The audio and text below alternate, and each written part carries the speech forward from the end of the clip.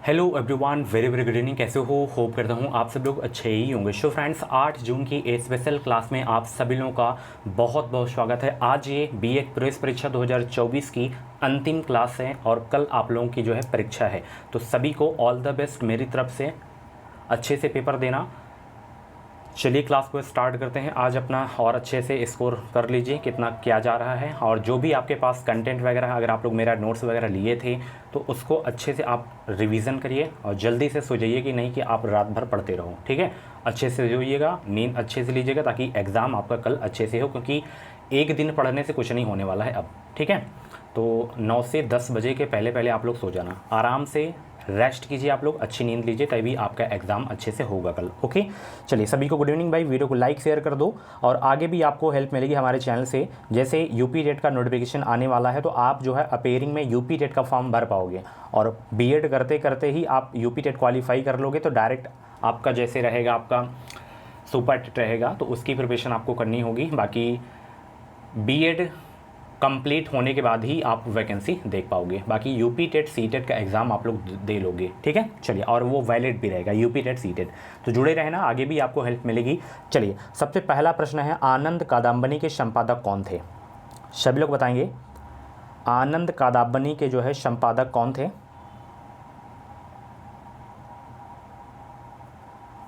बहुत अच्छे, सभी को गुड इवनिंग भाई, सभी को गुड इवनिंग। कुछ भी डाउट्स हैं परीक्षा को लेकर तो आप जो हैं कमेंट बॉक्स में या तो मेरे व्हाट्सएप पे आप जो है अपना डाउट क्लियर कर सकते हो।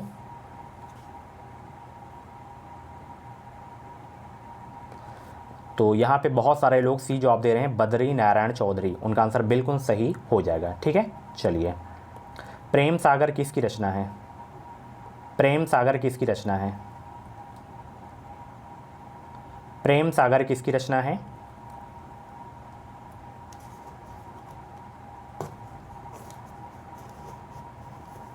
तो ये है लल्लू लाल जी की, ऑप्शन सी आपका बिल्कुल करेक्ट हो जाएगा। अगला प्रश्न है, चिंतामणि किसका निबंध संग्रह है? चिंतामणि, चिंतामणि किसका निबंध संग्रह है? रामचंद्र शुक्ल जी का है, तो ऑप्शन सी आपका बिल्कुल करेक्ट हो जाएगा। ये बहुत इंपॉर्टेंट क्वेश्चन है आपके एग्जाम के लिए। ठीक है, चलिए, आवारा मसीहा जीवनी में किसका जीवन चरित्र है? आवारा मसीहा जीवनी में किसका जीवन चरित्र है? और एक वर्क रहेगा कल आप लोगों से, ये मेरा व्हाट्सएप नंबर है 93 055, अगर आप नोट नहीं किए हो तो नोट कर लो, स्क्रीनशॉट ले लो, 93 055 87 134। कल आपका एग्ज़ाम होगा, जो आप लोगों को पेपर दिया जाता है वो पेपर आप लोगों को नहीं दिया जाएगा घर लाने के लिए, उसको जो है जमा करा लिया जाता है। अब जो क्वेश्चन एग्ज़ाम में पूछे जाएँ, चाहे वो जीके जीएस का हो, चाहे आपका हिंदी का हो, चाहे आपका रीजनिंग का हो, ठीक है, रीजनिंग में तो ज़्यादा याद नहीं कर पाओगे, तो जीके हिंदी हो गया एंड सब्जेक्ट एबिलिटी वाला जो पोर्शन है, इसमें जितने भी क्वेश्चन इन सब्जेक्ट से एग्ज़ाम में कल पूछे जाएँ तो क्वेश्चन आपको ये व्हाट्सएप नंबर पे आपको सेंड कर देना, ताकि शाम को मैं सोल्यूशन उसका करवा सकूँ, ताकि आप लोग भी अपना आंसर देख लो कि हमारे क्वेश्चन कौन से गलत हुए हैं, कौन से सही हुए हैं। तो प्लीज़ 93 055 87 134 पे कल आपको जो है क्वेश्चन सेंड कर देना है। ठीक है, चलिए, तो ये काम आप लोग कर लेना, स्क्रीनशॉट ले लीजिए आप लोग। ठीक है, चलिए, आवारा मसीहा जीवनी में किसका जीवन चरित्र है? शरत चंद्र चट्टोपाध्याय का, ऑप्शन बी आपका बिल्कुल करेक्ट हो जाएगा। पिता कहानी के लेखक कौन है? पिता कहानी के लेखक, पिता कहानी के लेखक कौन है? तो पिता कहानी के लेखक हैं ज्ञान रंजन। कौन है? ज्ञान रंजन। अगला प्रश्न है, अन्या से अनन्या किसकी रचना है? अन्या से अनन्या किसकी रचना है? प्रभा खेतान जी की है, तो ऑप्शन डी आपका बिल्कुल करेक्ट हो जाएगा। खा है आघोष, घोष, विव्रत या अल्पप्राण? खा है क्या, बताइए, 57 का जवाब दीजिए। तो खा आपका आघोष व्यंजन है। ठीक है, चलिए, अगला प्रश्न है, जातिवाचक एवं व्यक्तिवाचक संख्याओं का कौन सा युग्म गलत है? इसमें जातिवाचक एवं व्यक्तिवाचक संज्ञाओं का कौन सा युग्म गलत है?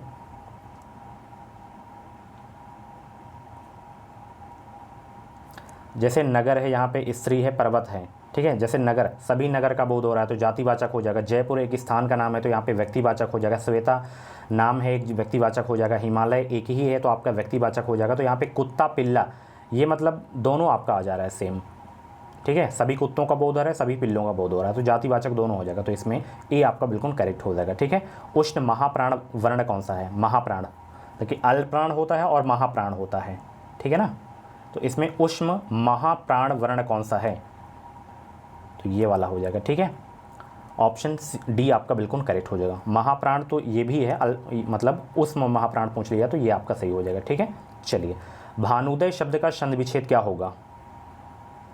देखिए अल्प प्राण और महाप्राण कैसे पहचाना जाता है? जैसे यहाँ पे का लिखा हुआ है और यहाँ पे खा लिखा हुआ है, तो जब का को बोलेंगे अपने मुंह के सामने हाथ लगाइए, का, जैसे का आप लोग बोले ना का, अब का में देखिए मतलब हवा मुख से आपकी कैसे निकल रही, तेज़ी से या स्लो? खा को बोलिए, खा, खा में तेज़ी से निकलती है, तो जिसमें तेज़ी से हवा निकले मुख से तो वो आपका महाप्राण होता है, और जिसमें मतलब धीमे से आवाज़ निकले, हवा निकले मुख से, तो वो आपका अल्प प्राण होता है। ठीक है, ये एक निंजा ट्रिक है, कंफ्यूज मत होना। चलिए निर्गुण का संधि विच्छेद क्या होगा? निर्गुण का संधि विच्छेद क्या होगा बताइए सब लोग? तो निर्गुण का संधि विच्छेद हो जाएगा निधन गुण, ऑप्शन सी आपका बिल्कुल करेक्ट हो जाएगा। प्रत्येक का संधि विच्छेद बताइए सब लोग, प्रत्येक का संधि विच्छेद क्या हो जाएगा? प्रत्येक का संधि विच्छेद क्या होगा? तो प्रत्येक का संधि विच्छेद प्रतिधन एक हो जाएगा। संधि कौन सी है? यण संधि। अगला प्रश्न, संरचना के आधार पर किए गए वाक्य के वर्गीकरण में इनमें से कौन सा प्रकार नहीं है? इसमें संरचना के आधार पर किए गए वाक्य के वर्गीकरण में इनमें से कौन सा प्रकार नहीं है? 63 का जवाब दीजिए सब लोग। तो सरल वाक्य है ही है, मिश्र वाक्य भी है, संयुक्त वाक्य भी है, आज्ञार्थक वाक्य आपका नहीं है, तो ऑप्शन सी करेक्ट हो जाएगा। दोराहा शब्द किसका उदाहरण है? किस समास का? द्वंद्व, द्विगु, बहुव्रीहि या तत्पुरुष? दोराहा में कौन सा समास है? 64 को जवाब दीजिए सब लोग। दोराहा में आपका द्विगु समास हो जाएगा, तो ऑप्शन सी आपका बिल्कुल करेक्ट हो जाएगा। घर का पर्यायवाची नहीं है कौन सा? घर का पर्यायवाची नहीं है कौन सा इसमें? तो इसमें ग्रह है, भवन है, निकेतन, ये तीनों आपके घर के पर्यायवाची हैं। निप आपका नहीं है घर का पर्यायवाची, तो ऑप्शन बी आपका बिल्कुल करेक्ट हो जाएगा। खंडन का विलोम बताइए, खंडन का विलोम क्या होगा? तो खंडन का मंडन हो जाएगा। ठीक है, चलिए जो बांटा ना गया हो उसके लिए शब्द क्या हो जाएगा? अनुकंपा, अनिश्चय, अभिव्यक्त या अविकार? जो बांटा ना गया हो उसके लिए शब्द चुनिए, तो अविभक्त हो जाएगा, तो ऑप्शन सी आपका बिल्कुल करेक्ट हो जाएगा। उजला का तत्सम रूप क्या होगा? उजला का। और वीडियो को यार लाइक कर दो सब लोग, अंतिम क्लास है ये बीएड एंट्रेंस एग्जाम 2024 की, तो कम से कम तो 500 लाइक तो इस वीडियो में कंप्लीट कर दो सब लोग, 500 लाइक। ठीक है, उजला का तत्सम रूप क्या होगा? लाइक कर दिए, क्या पता आपका स्कोर अच्छा खासा आ जाए बीएड एंट्रेंस एग्जाम में। ठीक है, तो उजला का तत्सम रूप क्या होगा? 68 का जवाब दीजिए, उज्ज्वल हो जाएगा। ठीक है, सी आपका बिल्कुल करेक्ट हो जाएगा। पुराण का तत्सम रूप क्या होगा? जितने भी लोग वीडियो को लाइक करेंगे उनका एग्ज़ाम सही होने वाला है, ऐसा नहीं कि जो लाइक नहीं करेंगे उनका नहीं सही होगा, सही सबका होगा भाई।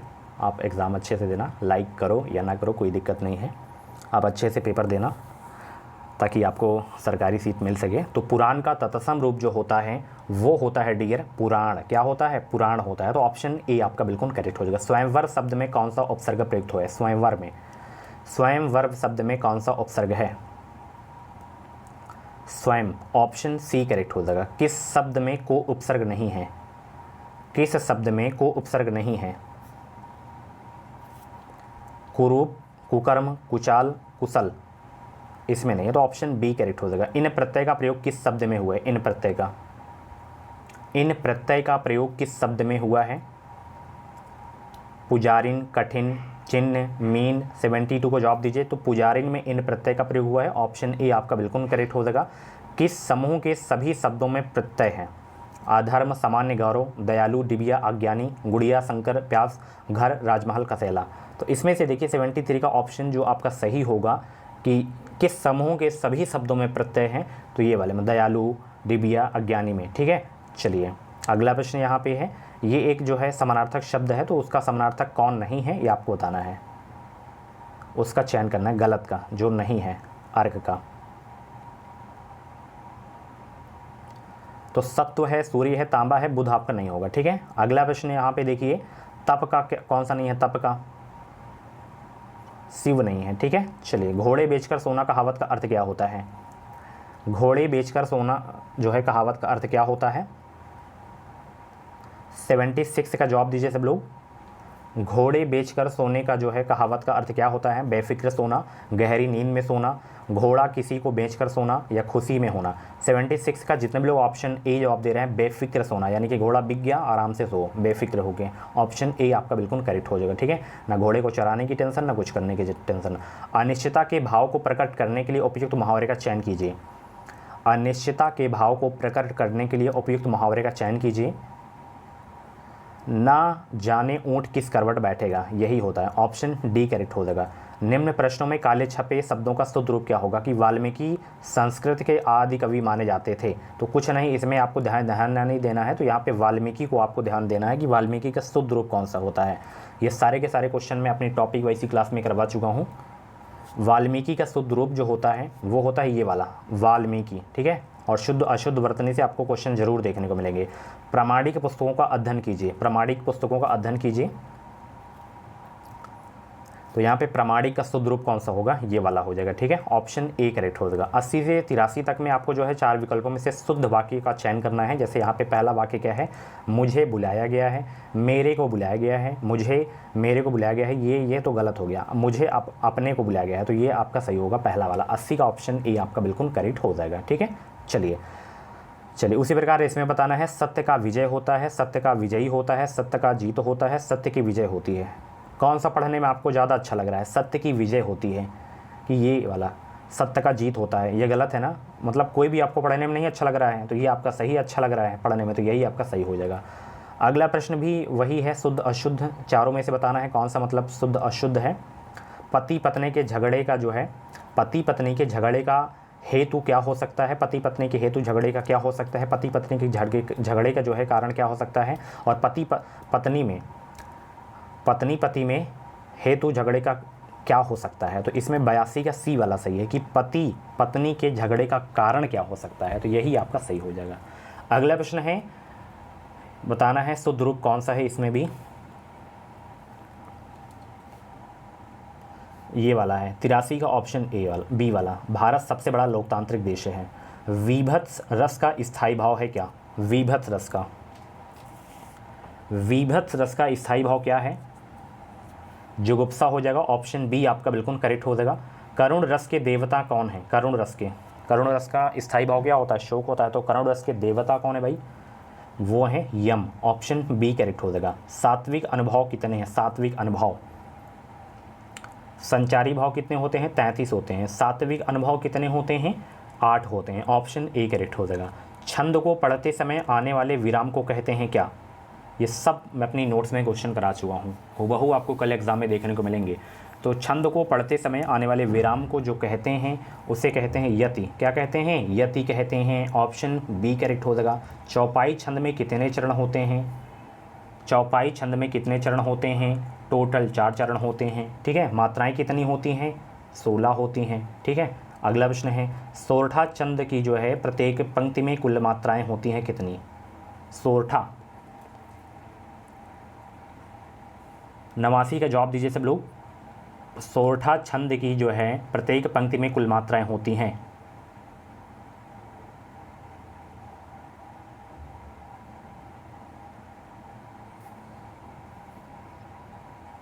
तो बताइए कि 11 होगा कि 13 होगा? ये बिल्कुल सरल प्रश्न है, जरूर से जरूर बताइएगा।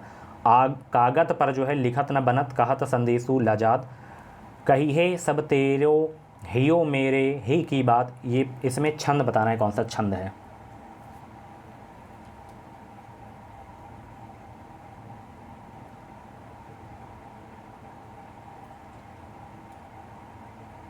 दोहा छंद हो जाएगा। ऑप्शन सी आपका बिल्कुल करेक्ट हो जाएगा। पीपर पात सरिस मंडोला पंक्ति में कौन सा अलंकार है? पीपर पात सरिस मंडोला पंक्ति में कौन सा अलंकार है? उपमा अलंकार हो जाएगा। ऑप्शन बी आपका बिल्कुल करेक्ट हो जाएगा। यहाँ पे गद्यांश है, गद्यांश को पढ़कर उचित उत्तर देना है। मैं उत्तर आपको बता दे रहा हूँ। अगला प्रश्न ये है कि इसमें पूछ क्या रहा है, स्यमोका और फेटुका है। तो इसमें स्यमोका और फेटुका जो है गद्यांश में जो था विद्यार्थियों का नाम था इसमें, ठीक है। ऑप्शन ए आपका बिल्कुल करेक्ट हो जाएगा। लेखक के अनुसार वह पढ़ाई निरर्थक है। लेखक के अनुसार वह पढ़ाई निरर्थक है जो है जिसका उपयोग बच्चे रोज़मर्रा के जीवन में ना करते हों। तो ऑप्शन यहाँ पे आपका बी वाला बिल्कुल करेक्ट हो जाएगा। अगला प्रश्न है, बच्चे ढेर सारी जानकारी हासिल करके आत्मिक विकास नहीं कर सकते। ठीक है, तो 94 का ऑप्शन ए आपका बिल्कुल करेक्ट हो जाएगा। ये सारे के सारे उत्तर आपको गद्दान से ही देखने को मिलेंगे। ठीक है, बच्चे बहुत कुछ स्वतः ही तभी सीख जाते हैं जब जो है वो चीज़ों को व्यवहार में लाते हैं। तो ऑप्शन डी आपका बिल्कुल करेक्ट हो जाएगा। व्यवहारिक जीवन में उपयोग में न आने वाली बातों को जानने या न जानने से फ़र्क नहीं पड़ता, क्योंकि जो है ये बातें व्यवहारिक जीवन को प्रभावित नहीं करती हैं। तो 96 का ऑप्शन सी आपका बिल्कुल करेक्ट हो जाएगा। ज्ञानपीठ पुरस्कार किस क्षेत्र में श्रेष्ठ कार्य करने पर दिया जाता है? ज्ञानपीठ पुरस्कार किस क्षेत्र में श्रेष्ठ कार्य करने के लिए दिया जाता है?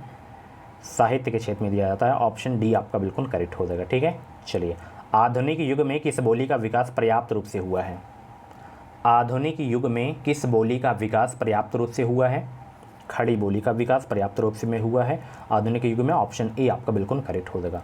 वह तोड़ती पत्थर देखा मैंने उसे इलाहाबाद के पथ पर, उपरोक्त पंक्तियाँ किसकी है? तो ये पंक्ति है सूर्यकांत त्रिपाठी निराला जी की। ऑप्शन सी आपका बिल्कुल करेक्ट हो जाएगा। कौन कौन इलाहाबाद से है जिसका नया नाम प्रयागराज है, कमेंट बॉक्स में ज़रूर बताना, या इलाहाबाद में किनका किनका सेंटर है ये भी आप लोग जरूर बताना। आत्मकथा किस काल की विधा है? आत्मकथा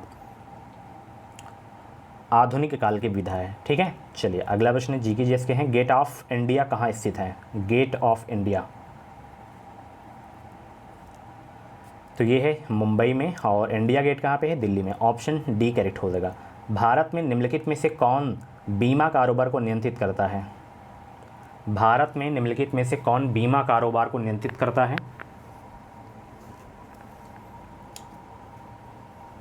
तो वो है आपका IRDA। ठीक है, ऑप्शन यहाँ पे आपका जो है डी वाला बिल्कुल करेक्ट हो जाएगा। ठीक है, चलिए अगला प्रश्न आपकी स्क्रीन पे है, लोकसभा अध्यक्ष अपना त्यागपत्र किसे संबोधित करते हुए देते हैं? लोकसभा अध्यक्ष अपना त्यागपत्र किसे संबोधित करते हुए देते हैं? लोकसभा के उपाध्यक्ष को। ऑप्शन यहाँ पे सी आपका बिल्कुल करेक्ट हो जाएगा। भारतीय राष्ट्रीय कांग्रेस के प्रथम सत्र की अध्यक्षता किसने की थी? भारतीय राष्ट्रीय कांग्रेस के प्रथम सत्र की जो है अध्यक्षता किसने की थी? WC बनर्जी। ठीक है, ऑप्शन सी आपका बिल्कुल करेक्ट हो जाएगा। ठीक है, अगला प्रश्न है यहाँ पे, निम्नलिखित में से किस लेखक ने अकबर के दीन ए इलाही को उनकी मूर्खता का ना कि बुद्धिमत्ता का स्मारक कहा है? तो विसेंट स्मिथ ने कहा है। तो ऑप्शन बी आपका बिल्कुल करेक्ट हो जाएगा। निम्नलिखित में से भारत का कौन सा क्षेत्र पारिस्थितिकी अतिक्रियाशील स्थल माना जाता है, यानी कि हॉटस्पॉट माना जाता है? कौन सा? सभी को ऑल द बेस्ट भाई। पश्चिमी घाट आपका सही आंसर हो जाएगा। ऑप्शन सी करेक्ट हो जाएगा। ब्यूफर्ट स्केल पैमाना से क्या मापा जाता है? ब्यूफर्ट स्केल से क्या मापा जाता है? हवा की गति मापी जाती है। ऑप्शन सी करेक्ट हो जाएगा। अगला प्रश्न है, कचरा प्रबंधन की उस प्रणाली को क्या कहते हैं जिसमें सांद्रित समुच्चय से प्रदूषकों को हटाने या निष्प्रभावी करने के लिए सूक्ष्मजीवों का प्रयोग किया जाता है? वो है जैव उपचारीकरण। ऑप्शन सी आपका बिल्कुल करेक्ट हो जाएगा। अगला प्रश्न है, सूचना प्रौद्योगिकी नेटवर्किंग में निम्नलिखित युक्तियों की सूची में कौन सी युक्ति का प्रयोग भौतिक परख में होता है? तो वो है आपका रिपीटर। ऑप्शन ए करेक्ट हो जाएगा। प्रकृति में पानी का सबसे शुद्ध रूप क्या है? वर्षा का जल, झील का जल, नदी का जल या समुद्र का जल?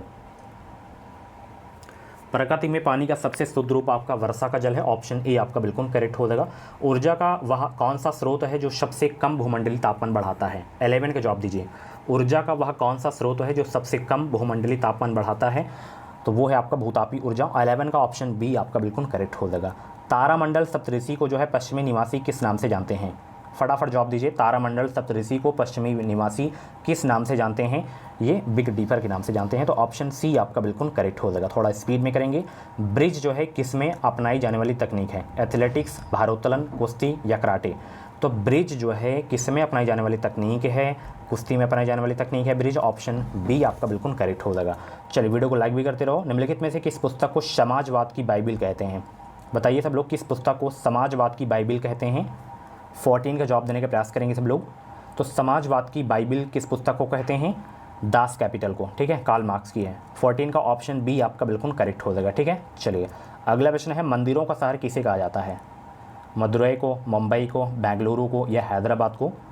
तो मंदिरों का शहर किसे कहा जाता है? मदुरई को कहा जाता है। ऑप्शन ए आपका बिल्कुल करेक्ट हो जाएगा। अच्छा, जो मदुरई है भारत के किस राज्य में है? तमिलनाडु राज्य में है, ये भी आपको याद रख लेना है, ठीक है। चलिए अगला प्रश्न है, स्वर्ण जयंती शहरी रोजगार योजना का मुख्य उद्देश्य किस प्रकार के रोजगार के अवसर उत्पन्न कर जो है करना है?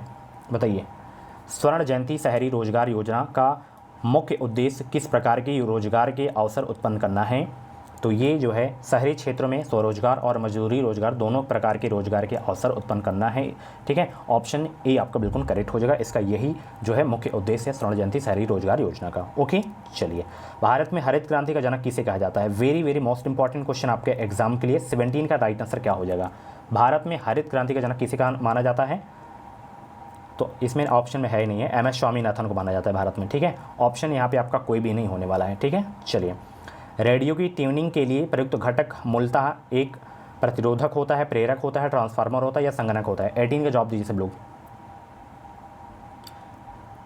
अच्छा, जो नॉर्मन बोरलॉग ऑप्शन में था यहाँ पे, ये विश्व में जो है हरित क्रांति के जनक इनको माना जाता है, विश्व में, ठीक है।